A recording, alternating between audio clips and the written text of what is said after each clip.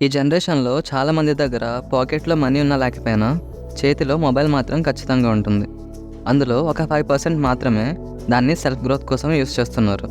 మిగతా 95% వాళ్ళ overall కంట్రోల్‌ని mobile and social మీడియాకి ఇచ్చేశారు.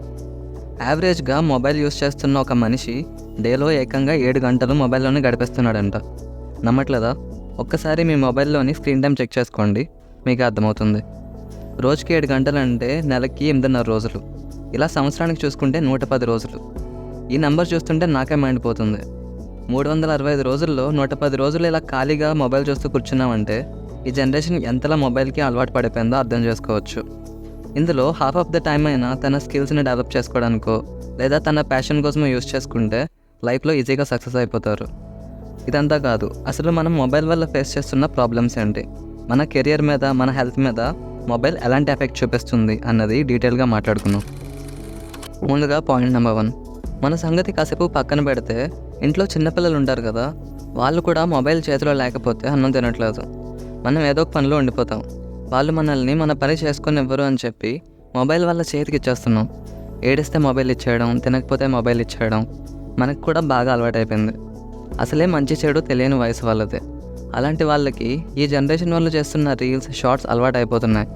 ఈ మధ్య సోషల్ మీడియాలో న్యూడిటీ, వైలెన్స్ ఎంత ఎక్కువైపోతున్నాయో మనందరికీ తెలియనిదేం కాదు. అప్పుడప్పుడే లోకాన్ని అర్థం చేసుకుంటున్న వాళ్ళకి ఇవన్నీ నార్మలైజ్ చేసేస్తుంటే వాళ్ళ ఫ్యూచర్ ఏం కావాలి? అసలు చిన్నపిల్లలకి మొబైల్ అండ్ ట్యాబ్స్తో పనే ఉందండి. కనీసం 10 to 12 ఇయర్స్ వరకైనా వాళ్ళని కంట్రోల్ చేయడానికి ట్రై చేయండి. వాళ్ళ చైల్డ్హుడ్కి మొబైల్ అనే లాక్ వేసేయొద్దు. పాయింట్ నెంబర్ 2, అసలు మొబైల్ కనిపెట్టింది దూరంగా ఉన్న వాళ్ళతో మాట్లాడడానికి, ఏదైనా ఇన్ఫర్మేషన్ని ఎక్స్చేంజ్ చేసుకోవడానికి. కానీ పాస్ట్ 10 ఇయర్స్లో వచ్చిన చేంజెస్ వల్ల మొబైల్ అనే ఒక చిన్న డివైస్ ఇప్పుడు స్మార్ట్ ఫోన్ అయింది.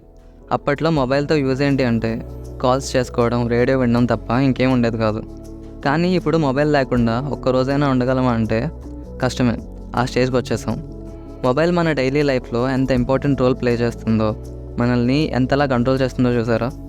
అసలు మన వర్క్ లోడ్ తగ్గిస్తుంది అని తీసుకొచ్చిన స్మార్ట్ ఫోన్ చాలా స్మార్ట్గా మనకున్న పనులన్నీ మానుకొని దాంతోనే ఉండేలా చేస్తుంది. మొబైల్ని దూరం పెట్టాలి అన్న ఆలోచన పక్కన పెడితే జేబులో చేపెట్టినప్పుడు మొబైల్ లేకపోతే మీరు పడే టెన్షన్ ఉంది చూసారా? ఆ టెన్షన్ చెప్తుంది మొబైల్ లేకపోతే మీరు ఉండలేరు అని. పాయింట్ నెంబర్ 3, మొబైల్ అడిక్షన్ ఒక్కటే కాదు, మనం యూస్ చేసే యాప్స్ కూడా మనల్ని చాలా దారుణంగా ఇన్ఫ్లుయెన్స్ చేస్తున్నాయి. ఎంతలా అంటే దానివల్ల పెద్దగా యూజ్ లేకపోయినా దాని గురించి తెగ ఆలోచించేస్తున్నాం. ఒక ఎగ్జాంపుల్ చెప్తాను. నేను ఒకరోజు మా ఫ్రెండ్తో సరదాగా బయటికి వెళ్ళాను. అయితే క్లైమేట్ బాగుంది కదా అని చెప్పి ఫోటో తీసి స్నాప్చాట్లో షేర్ చేసుకున్నాడు. ఇక్కడి వరకు అంతా బాగానే ఉంది. కానీ నేను సర్ప్రైజ్ అయిన విషయం ఏంటంటే వాడి స్నాప్ స్ట్రీక్ కొంతమందితో అరౌండ్ 800 దాకా ఉంది. అంటే ఒక 2.5 years నుంచి చాలా జాగ్రత్తగా ఒక్కరోజు కూడా మిస్ కాకుండా స్నాప్ షేర్ చేస్తున్నాడు. అప్పుడు అర్థమైంది నాకు కన్సిస్టెన్సీకి అసలైన మీనింగ్. సరదాగా స్నాప్స్ పెట్టుకోవడం తప్పేం కాదు, కానీ పెద్దగా యూజ్ లేని స్నాప్స్ కోసం వాడు పెట్టిన ఎఫర్ట్స్ కెరీర్ మీద కూడా పెట్టట్లేదు. స్నాప్చాట్ ఒక్కటే కాదు, Instagram, Facebook, YouTube, WhatsApp, Twitter ఇలా ఎన్నో యాప్స్ ఉన్నాయి మనల్ని డిస్ట్రాక్ట్ చేసేయడానికి. ఒక యాప్ కనిపెట్టిన వాడు నిన్ను ఎలా ఎంగేజ్ చేయాలి, ఏం చేస్తే నువ్వు యాప్లో ఎక్కువ టైం స్పెండ్ చేస్తావు అని ఆలోచించి కొత్త కొత్త ఫీచర్స్ తెచ్చి ఏవేవో అప్డేట్స్ చేసి ఒక వల విసురుతాడు. నువ్వు సరిగ్గా ఆ వలలో పడిపోతావు. ఆ వలలో నీతో పాటు చాలామంది జనాలు ఉంటారు. అంటే ఎక్కడో మనకి దూరంగా ఆఫీస్లో కూర్చొని ఈ యాప్స్ అన్ని కనిపెట్టిన వాడు అదే యాప్ ద్వారా జనాల్ని ఇన్ఫ్లుయెన్స్ చేసి నెమ్మదిగా నీ కంట్రోల్ని తన చేతిలోకి తీసుకుంటున్నాడు. So my dear friend, be careful. అయితే మీరు అనొచ్చు, ఇన్ని చెప్పావు కదా, ఇప్పుడు మొబైల్ లేకపోతే నీ వీడియోస్ అయినా ఎలా చూస్తారు, మొబైల్ యూస్ చేయకపోతే లాగ్ అయిపోమా అని. నేను మొబైల్ యూస్ చేయొద్దు అని చెప్పట్లేదు, దానికి బానిసలా మారిపోవద్దు అని చెప్తున్నా. నిజం చెప్పాలంటే మొబైల్ వల్ల చాలానే యూజెస్ ఉన్నాయి. ఈ మొబైల్ని యూస్ చేసి చాలా నేర్చుకోవచ్చు. అంతెందుకు, మన గోల్ ఆర్ ప్యాషన్కి సంబంధించిన complete information and road map ఈ మొబైల్లో కూడా ఉంటుంది. దాన్ని కరెక్ట్గా యూస్ చేసుకుంటే లైఫ్లో చాలా ఈజీగా సక్సెస్ అయిపోవచ్చు. కానీ ప్రజెంట్ యూత్ చాలామంది అసలు ఈ ఆప్షన్ని చూస్ చేసుకోవట్లేదు.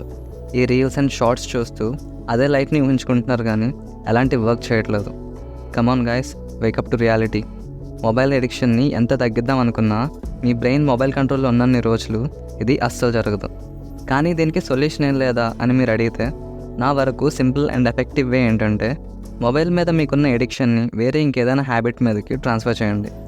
మీ గోల్ మీద వర్క్ చేయండి. ఏమైనా కొత్త స్కిల్స్ నేర్చుకోండి. మీ ఇంట్రెస్ట్లు ఏంటో ఎక్స్ప్లోర్ చేసి వాటికి అడిక్ట్ అవ్వడం చాలా చాలా బెటర్.